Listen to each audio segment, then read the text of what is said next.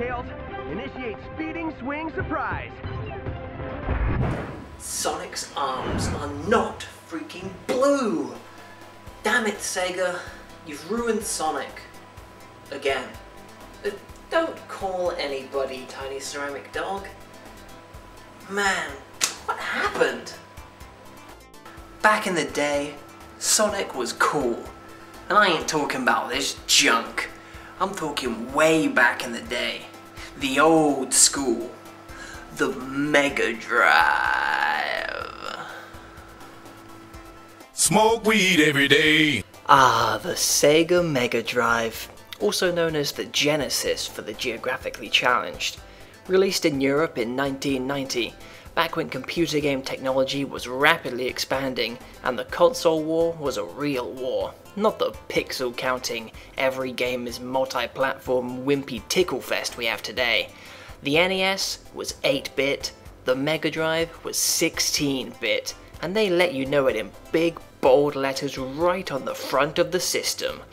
It was a corporate dick measuring contest with inane statistics, nonsensical buzzwords. The Sega Genesis has blast processing, Super Nintendo doesn't.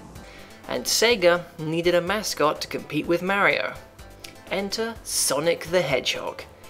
You thought a fat guy in dungarees was cool? Well, Sonic is way past cool. Crank and supersonic, it don't take any fuel, cause the rocket's in my pocket and I'm way past cool. Thank you, thank you, thank you. But now that the dust has settled and nobody gives two shits and a fuck about Sonic the Hedgehog, I wonder if the original game still holds up. Well, there's only one way to find out. Alright, where is that little rascal? Here we are. Altered Beast. Altered Beast of shit. Don't even have the case for it anymore. Which is especially strange since Sega actually had the forethought to sell their games in sturdy plastic cases, unlike Nintendo who were using flimsy cardboard boxes even up to the Game Boy Advance. And your average kid isn't going to be thinking of collector's value 25 years down the line, so these fuckers have to sit on the floor getting dust all up in their contacts. Meanwhile, Mega Bomberman still has the original receipt, 40 quid from Boots.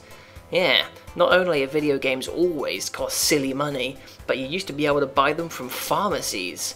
That shit should be prescription.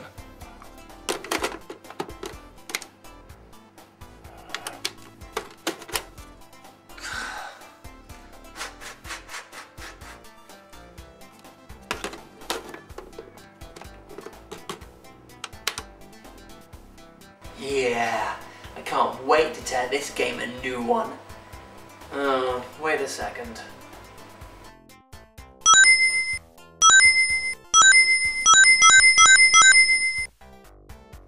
Maybe this isn't such a good idea.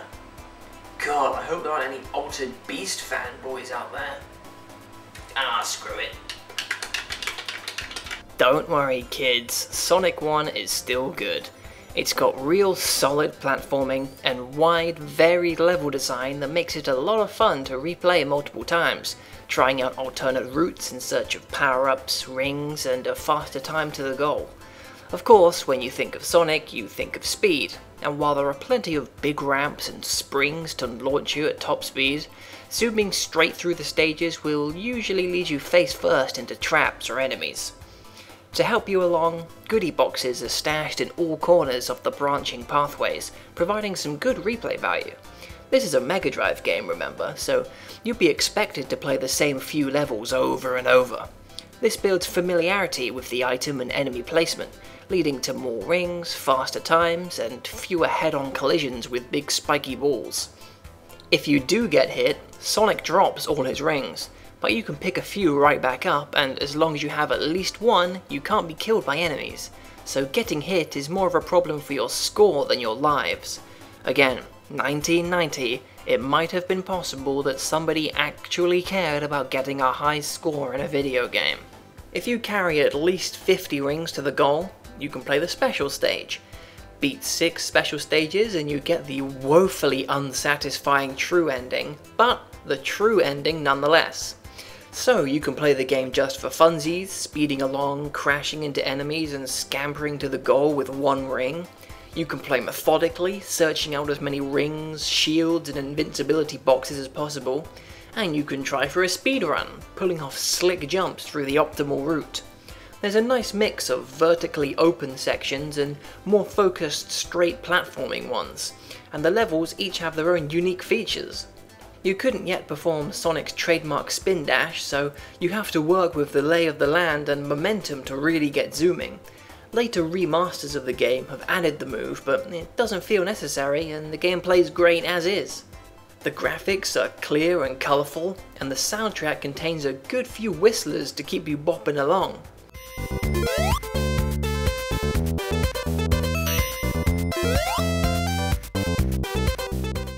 Sonic 1 set the groundwork for its sequels to build upon, but it's very enjoyable by itself as well. It's simple fun, and while it lacks the flashiness of later games, it's not massively inferior. While I doubt many people would say they prefer it on the whole to Sonic 2 or 3, the original game is still good fun and a worthy classic.